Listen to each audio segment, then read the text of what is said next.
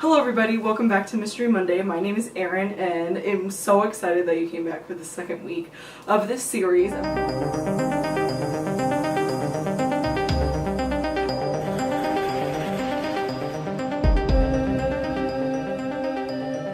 Today we're actually talking about a missing person and her name is Jean Spangler. Jean Spangler was born on September 23rd, 1923. And she disappeared on October 7th, 1949. Now, she's been missing for 68 plus years, and her case still has gone really cold. Like, there's really not been much in regards to her case. Not many suspects, not many answers. Jean Spangler was a significant model, actress, and dancer. She worked as a chorus girl kind of in all the studios and as a film extra. She played a hula dancer in Young Man with a Horn, also starring Kirk Douglas, Lauren Bacall, and Doris Day. And she was also a churchgoer in Miracle of the Bell, and that film actually had Frank Sinatra in it. So she was kind of on the way to kind of becoming this star. She was very similar in a lot of ways to the Black Dahlia, and we'll talk a little bit more about that when we get to the theories, but she was just starting to build a career of her own. In 1942, she married Dexter Benner. In 1944, they gave birth to their daughter Christine. Now, while Jean Spangler was often uncredited for her film roles because of the kind of nature of what kind of an extra she was, she still garnered a lot of public interest in the time she was not missing. In 1946, her and her husband had a messy divorce. They later had a terrible custody battle. Now, her ex-husband launched a smear campaign against Jean's name so he could have more likelihood to get Christine, or get rights to have Christine full custody of her. So this involved him creating a smear campaign, and it was all over the papers at the time. So Jean Spangler was important enough as to where a story like this in her life got a lot of media attention. It was said that she was a prissy, not fit to be a mother, she was just a glamour girl that just wanted fame and all this type of stuff. And actually, eventually in 1948, Jean was granted custody of Christine.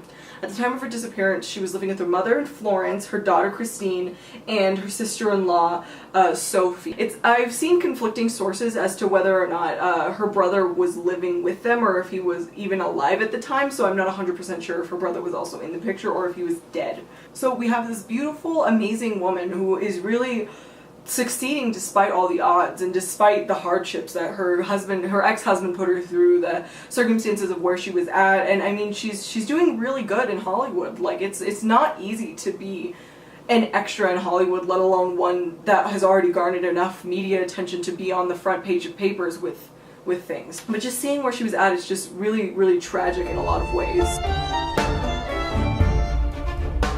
So on Friday, October 7th, 1949, she left her home at around 5 p.m. She told her sister-in-law Sophie that she was going to pick up a late child payment from Dexter and that she was going to go right to the studio after for a night shoot. And as a filmmaker myself, like, I know evening shoots are a pretty normal thing, so there's nothing really particularly odd about these circumstances, especially for a bigger studio. It just makes sense that there was an evening shoot. So after Jean left around 7 p.m., Sophie got a call from her saying that it was actually going to take all night for her night shoot and that she shouldn't expect her until the next morning. And then the next day, October 8th, 1949, Sophie woke up and Jean just never returned home, so she went and reported her as a missing person. And those are the basic events regarding the disappearance in and of itself. The initial investigation following her disappearance found a couple very interesting things. So her last sighting was confirmed to be at a store called Farmer's Market. I believe it was a store called Farmer's Market. I don't necessarily know if it was a farmer's market or not.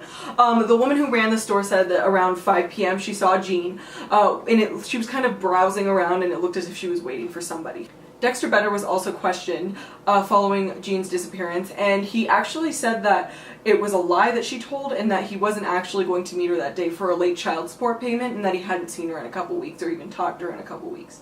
And his wife actually backed this statement up, so police didn't really look into this further, and I don't think Dexter was a person of interest or is a person of interest. Now, the thing that makes this case very, very interesting and very, very strange is what was also found in the initial investigation. So 2 days after Jean disappeared on October 9th, 1949, they actually found her purse.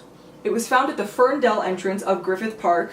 One of the straps was ripped and there were some contents in her purse. Now, her sister confirmed she didn't have any money at the time of her disappearance, so robbery was taken off the table as a possible reason for Jean's disappearance by police. Now, within her purse, there was actually a note.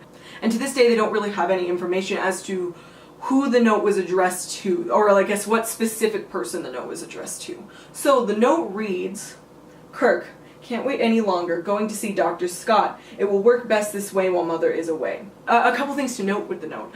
Her mother was away at the time of her disappearance. She was visiting family. And she actually said that Jean had been picked up by a Kirk before, and she was casually seeing somebody, and she didn't necessarily know who exactly Kirk was. Over 60 officers and over 100 volunteers searched the park, and then there was an additional search made with double that. Believe there was like around 200 volunteers, but all that turned up was a Los Angeles County jail uniform. Nobody necessarily says that it's related to Jean's case, but that was the only thing found in the search of the park. There wasn't any traces of Jean aside from her purse. There were some more developments later that month with Dexter. So he was granted temporary custody on October 27th of the same month Jean disappeared, and this did not sit well with Jean's mother, Florence. In 1950, she actually also had a custody battle with Dexter involving Christine and who was going to have custody of her. Dexter actually defied a court order saying that Florence could have visitation rights of Christine,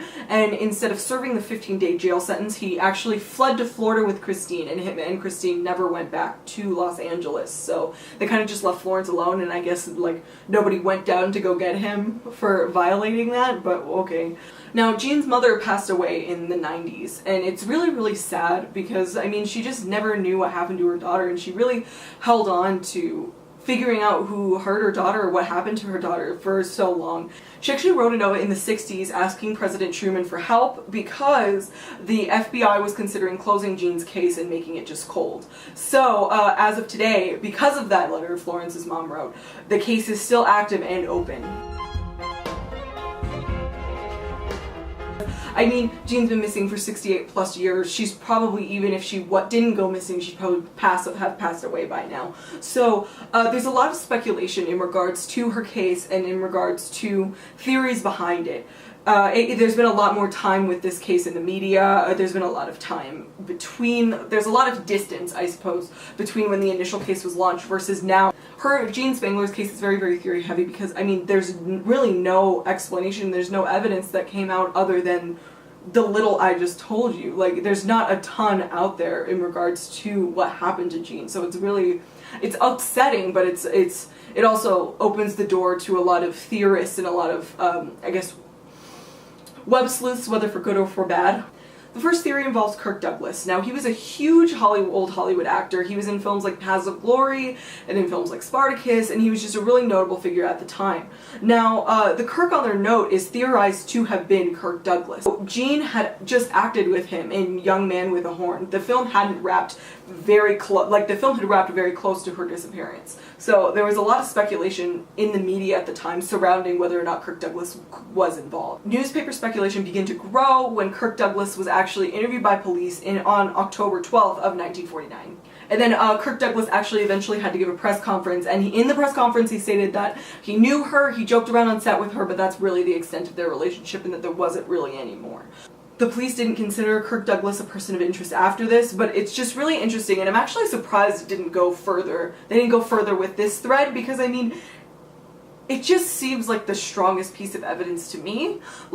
She just got off this film working with Kirk Douglas. So, another theory involves connections with the Black Dahlia. Now, at the time in Los Angeles, there were a couple different really terrible murder cases involving women just being slaughtered. But the most significant in terms of cultural or pop culture, when we think of this kind of era of Los Angeles and all these killings of women, was Elizabeth Short and the Black Dahlia. Now, this theory is a little bit convoluted and it's a little bit, it's a lot of information, so just please stick with me. So, Steve Hodel, he is the son of George Hill Hodel, and he's devoted his life to proving that his father murdered the Black Dahlia. Now, he has an active website up, and he's like a true crime author. It's really important to him to connect his father to the Black Dahlia. However, on his website, he actually has hypothesized that it's very possible that his father could have also had something to do with Jean Spangler's disappearance. Now, the Black Dahlia's body was found on January 15th, 1947, and Jean went missing on October 7th of 1949. Now, those are relatively close in time, and that's what some people have cited as a possible reason for George Hill Hodel possibly having also committed this crime.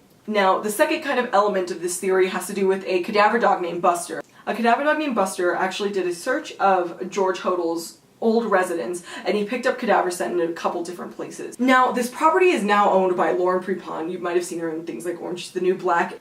Now, this property is very, very close to where they found the purse of Jean Spangler. So, Steve Hodel cites this as a reason why he believes that Jean could have been killed by his father. And he also believes that Jean might just even be buried at that address. And then the final thing George Hodel cites in terms of this Black Dahlia connection is not only were there Elizabeth Short, there was also Mimi Boomhauer. She disappeared in LA in 1949 as well, and he thinks his father could have had something to do with that as well. Now, it's also important to note that in addition to Steve Hodel's theories, there was also a lot of speculation at the time in the newspaper of whether or not this Jean Spangler's case could be linked to these other ones. So Steve Hodel wasn't necessarily the first person to say this and think about this theory, so there might be some more basis and some more evidence regarding this, but this is just basically what I know about it. Now, the third theory is that there was gangster involvement and that Jean got into trouble with some gangsters. It's all but confirmed that Jean was very close with a couple different gangsters and that she was friends with a couple mobsters at the time. And so people have just extended this to say that she probably got in trouble with them somehow and then had to be killed along with some of the other gangsters. Now, before she was a studio actress, she worked at a place called Florentine Gardens, and this actually put her in contact with the mob because it was a really big hub for gangsters. She was reported being seen with Davey Ogle, who was a member of Mickey Cohen's crime family, and she was reported being seen with him in Palm Springs as well as in Las Vegas. And actually something really interesting is that Ogle disappeared 2 days after Jean did, so there was been a lot of speculation in regards to how they knew each other and how they both disappeared very close to each other. And then another thread is, despite Jean's sister Betty coming out and saying that they had no contact with gangsters, there was still enough evidence that police actually looked into a possible gang connection to this case. Police did find it relevant enough and important enough and having enough evidence to look into. So there was clear gang involvement, or there was really clear gangster connection in Jean's life. Now, I don't necessarily know if that means she got in trouble with the mob and that's what happened, but 100% she was connected to the mobsters. The biggest theory surrounding Jean's case, and the kind of theory that most people seem to kind of rest on in terms of concluding what happened to Jean, is that she tried to get an abortion and it failed and she died. When interviewed, her girlfriends actually reported to police that Jean was 3 months pregnant and that she frequently talked about getting an abortion. So that's direct evidence from people Jean knew, or like girlfriends Jean had.